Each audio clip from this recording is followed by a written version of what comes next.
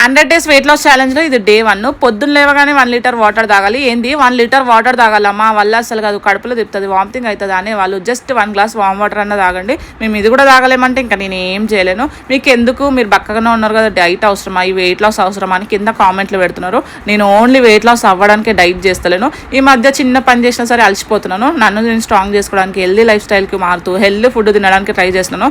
అంతేకాకుండా నాతో పాటు చాలా మంది వెయిట్ గెయిన్ అయ్యి వెయిట్ లాస్ అవ్వడానికి ట్రై చేస్తున్నారు, కానీ అవ్వలేకపోతున్నారు.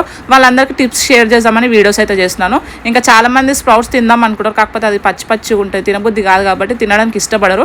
సో అలాంటి వాళ్ళ కోసం ఈ రెసిపీ అయితే చూపిస్తున్నాను. ఇదేదో పెద్ద రెసిపీ కూడా కాదు, చాలా సింపుల్. ఒక ప్యాన్ పెట్టుకొని దాంట్లో 1 స్పూన్ ఆయిల్ వేసుకొని, స్ప్రౌట్స్ వేసుకొని, ఉప్పు కారం వేసుకొని లైట్గా రోస్ట్ చేసుకోవాలి. దాంట్లో ఉన్న పచ్చి స్మెల్ అంతా పోయి ఉప్పు కారం నోటికి తగిలేసరికి తినాలనిపిస్తుంది. టేస్ట్కి హెల్త్కి కూడా చాలా మంచిది. మేము డైరెక్ట్గా తింటామంటే అది మీ ఇష్టం, కాకపోతే తినని వాళ్ళకైతే చెప్తున్నాను. మేము ఇది తినేసి దోశలు ఇడ్లీలు తింటానంటే అస్సలు కుదరదు. ఇది తిన్నాక దోశలు ఇడ్లీ తింటే వెయిట్ లాస్ కాదు కదా, వెయిట్ గెయిన్ ఎక్కువ అయిపోతారు. మీరు వెయిట్ లాస్ చేసి కూడా వేస్ట్. నేనైతే లైట్గా అట్లా మార్నింగ్ టైంలో తినేస్తున్నాను, దోశలు ఇడ్లీలు మానేసినాను. మీరు కూడా మానేసేయండి, తొందరగా రిజల్ట్ అయితే కనిపిస్తుంది. ఇట్లా పొద్దున్న లైట్గా హై ప్రోటీన్ తింటే మనకు చాలా మంచిది అనమాట. ఇంకా అది తినేసిన తర్వాత ఒక 1 అవర్ అట్లా గ్యాప్ ఇచ్చి ఏదో ఒక సీజనల్ ఫ్రూట్ అయితే జ్యూస్ చేసుకొని తాగుతాను. ఈరోజు అయితే మస్క్ మిలన్ జ్యూస్ అయితే చేసుకొని తాగినాను. మీరు కూడా నాతో పాటు డైట్ చేస్తే కింద అయితే కామెంట్ చేయండి.